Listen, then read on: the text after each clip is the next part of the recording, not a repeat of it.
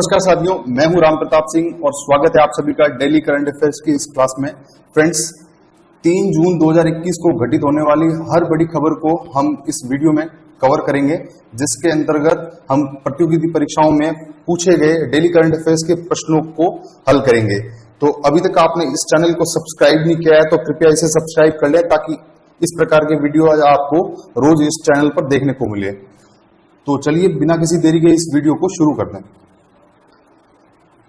प्रश्न संख्या 1, भारत के किस राज्य की 21 वर्षीय रेशमा मरियम रॉय देश की सबसे युवा पंचायत अध्यक्ष बन गई हैं? प्रश्न संख्या 1, भारत के किस राज्य की 21 वर्षीय रेशमा मरियम, ये नाम आपको याद रखना है, रेशमा मरियम जो है वो केरल राज्य की हैं, रहने वाली हैं, जो कि सबसे युवा पंचायत अध्यक्ष है वो चुनी गई हैं। देखते हैं इनके बारे में और कुछ तथ्य। केरल के अरुवापुलम ग्राम पंचायत से चुने जाने के कारण ये सबसे भारत की युवा है वो 21 वर्षीय पंचायत अध्यक्ष है वो इन्हें चुना गया है। पंचायत अध्यक्ष ये सबसे है वो युवा है और इनका संबंध है वो केरल राज्य के अवलापुरम ग्राम पंचायत से है। तो आपको इनका नाम याद रखना है कि भारत की सबसे 21 वर्षीय युवा पंचायत अध्यक्ष जो भी चुनी गई है वो है आपकी रेशमा मरियम, और इनका संबंध है वो केरल राज्य से है। ये है वो आपके रेशमा मरियम है। प्रश्न संख्या 2, हाल ही में इसरो के चेयरमैन के सिवान के कार्यकाल को कैबिनेट की नियुक्ति समिति ने कितने वर्ष के लिए बढ़ा दिया गया है? तो इसे है वो 1 वर्ष के लिए है वो अभी बढ़ा दिया गया है। हाल ही में इसरो के चेयरमैन के सिवान के कार्यकाल को कैबिनेट की नियुक्ति समिति ने 1 वर्ष के लिए बढ़ा दिया गया है और इनका कार्यकाल है वो 14 जनवरी 2021 को है वो समाप्त हो चुका था और जिसे अभी बढ़ा दिया गया है। ये के सिवान है जो अभी फिलहाल इसरो के चेयरमैन है। इसरो एक ऐसी संस्था है जो भारत के लिए है वो एक गौरव कहे जाने वाली एक संस्था के रूप में है, जिसने भारत को कई ऊंचाइयों तक पहुंचाया है तथा भारत को बहुत सारे उपग्रह तथा सैटेलाइट है वो इनको प्रक्षेपित किया है। देख लेते हैं इसरो के बारे में और कुछ जानकारियां। इसरो जो संस्था है इसका गठन जो है वो आपके 15 अगस्त 1969 को किया गया था और इसरो का जो मुख्यालय है वो आपके बेंगलोर में स्थित है। इसको आपको ध्यान रखना है। इसरो का जो मुख्यालय है वो बेंगलोर में स्थित है। इसरो के जो अभी फिलहाल जो चेयरमैन हैं, जो अध्यक्ष हैं वो के शिवान हैं और उनके कार्यकाल को है वो 1 वर्ष के लिए बढ़ा दिया गया है। ये जो समिति है वो कैबिनेट के द्वारा है वो नियुक्त की गई, जिसकी अध्यक्षता है वो खुद प्रधानमंत्री मोदी के द्वारा की गई। बढ़ते अगले प्रश्न की तरफ। प्रश्न संख्या 3, भारत के किस राज्य को केंद्र सरकार ने आसपा के तहत 6 महीनों के लिए अशांत क्षेत्र घोषित किया है? तो केंद्र सरकार के गृह मंत्रालय यानी मिनिस्ट्री ऑफ होम अफेयर्स ने एक आदेश जारी करते हुए नागालैंड को है वो इसमें आसपा जो है इसको बढ़ा दिया गया है। आसपा जो एक्ट है उसको है वो 6 महीने के लिए बढ़ा दिया गया है। देखते हैं इसके बारे में और क्या खबर है। नागालैंड राज्य को केंद्र सरकार ने आसपा के तहत 6 महीनों के लिए अशांत क्षेत्र घोषित किया है और केंद्र सरकार ने कहा है कि संपूर्ण नागालैंड राज्य की सीमा के भीतर आने वाला क्षेत्र ऐसी अशांत एवं खतरनाक स्थिति में है। नागालैंड जो राज्य है वो फिलहाल के लिए आसपा के अंतर्गत आएगा। अब जान लेते हैं कि आसपा क्या है तथा ये किस प्रकार का एक्ट है वो माना जाता है। भारत के अंदर बढ़ते खतरे, भारत के अंदर जो अंदरूनी खतरे को देखते हुए armed forces special protection act है वो पारित किया गया था 1958 को।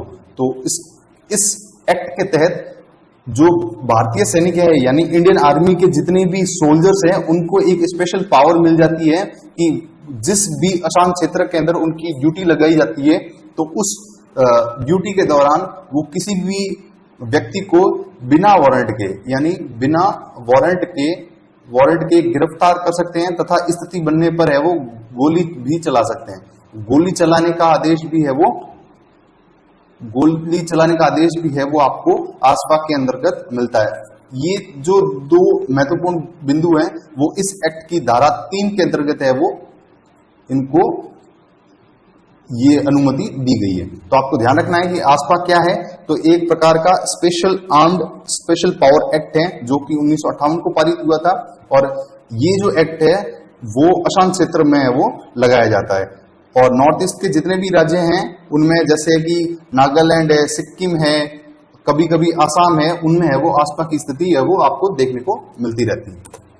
बढ़ते अगले प्रश्न की तरफ। प्रश्न संख्या 4, निम्न में से किस संगठन ने फाइजर और बायोनेट की कोरोना वायरस वैक्सीन के इमरजेंसी इस्तेमाल को है वो मंजूरी दे दी है? तो वर्ल्ड हेल्थ ऑर्गेनाइजेशन यानी विश्व स्वास्थ्य संगठन WHO ने है वो फाइजर और बायोनेट को कोरोना वायरस की वैक्सीन की इमरजेंसी इस्तेमाल की है वो मंजूरी दे दी है। अब जान लेते हैं कि ये किस प्रकार की है वो वैक्सीन है। तो कोविड-19 को रोकने के लिए जो वैक्सीनेशन चल रहा है उसके अंदर फाइजर और बायोएनटेक को है वो उसको मंजूरी इमरजेंसी तौर पर WHO के द्वारा दे दी गई है। देख लेते हैं WHO किस प्रकार की संस्था है और इसका गठन कब किया गया था। तो विश्व स्वास्थ्य संगठन यानी WHO का जो गठन है वो 7 अप्रैल 1948 को है वो किया गया था, और इसका जो मुख्यालय है वो जनेवा में है। इसका जो मुख्यालय है वो जनेवा यानी स्विट्जरलैंड में है, ठीक है। और हाल फिलहाल में यानी वर्तमान में जो विश्व स्वास्थ्य संगठन यानी WHO के जो प्रेसिडेंट है वो आपके टेड्रोस एडनॉम है। टेड्रोस एडनॉम, ये आपको ध्यान रखना है। WHO के फिलहाल अभी प्रेसिडेंट कौन है? तो टेड्रोस एडनॉम है। और WHO की जो मुख्यालय है वो कहां स्थित है?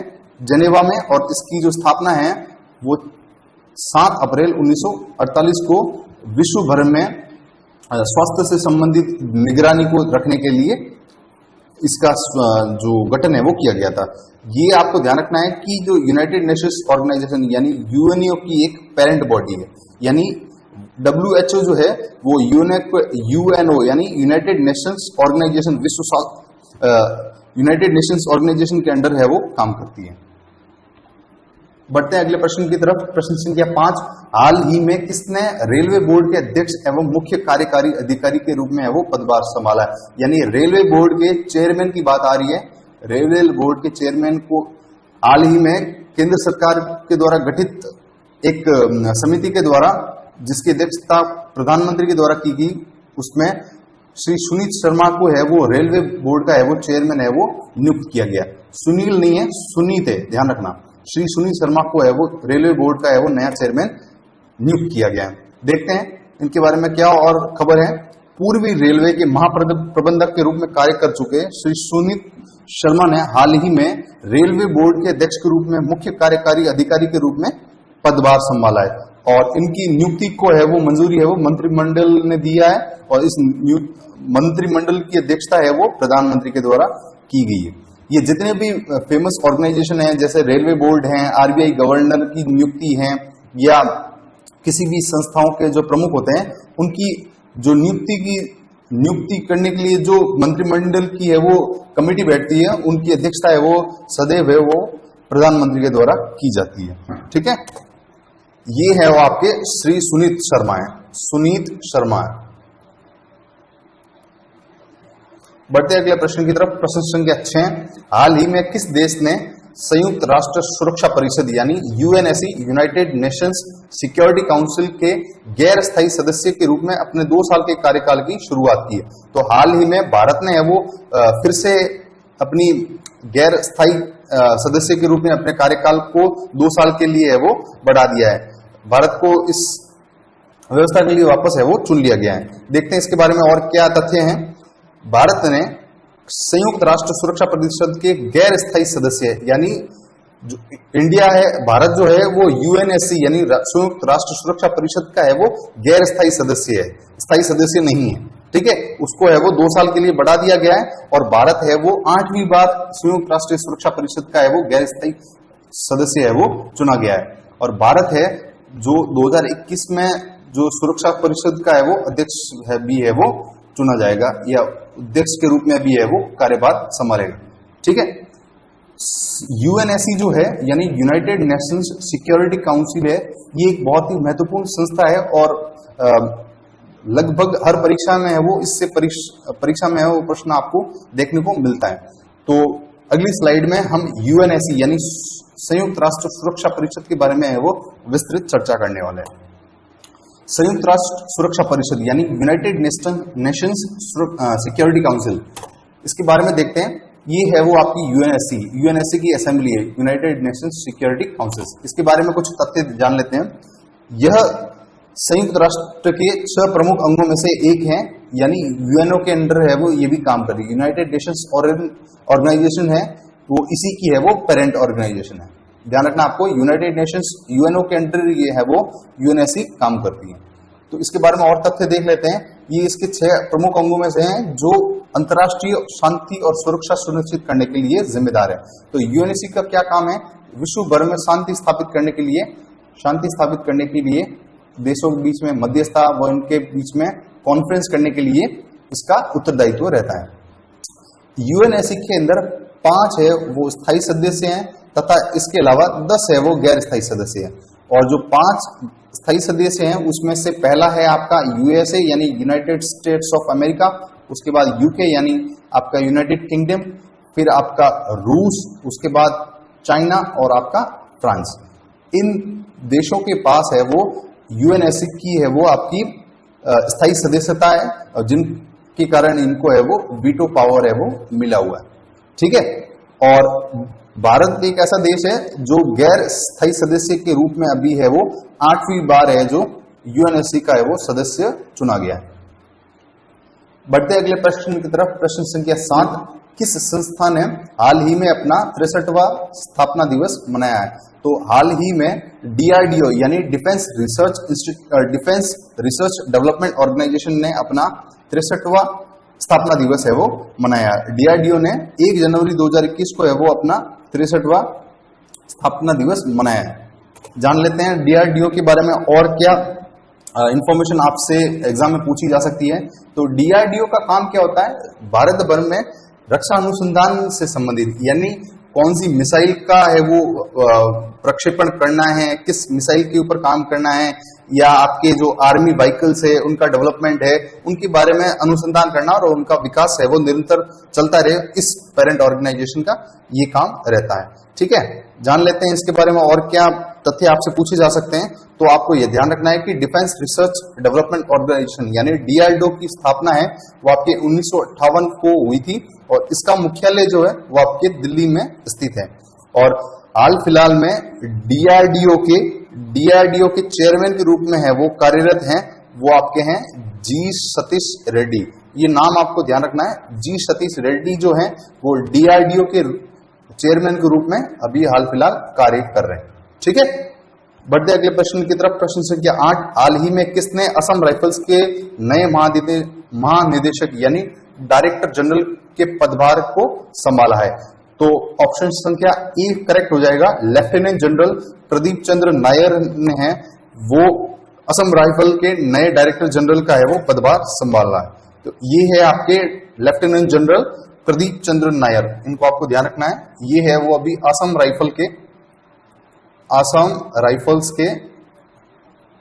राइफल्स के डायरेक्टर जनरल है वो अभी चुने गए।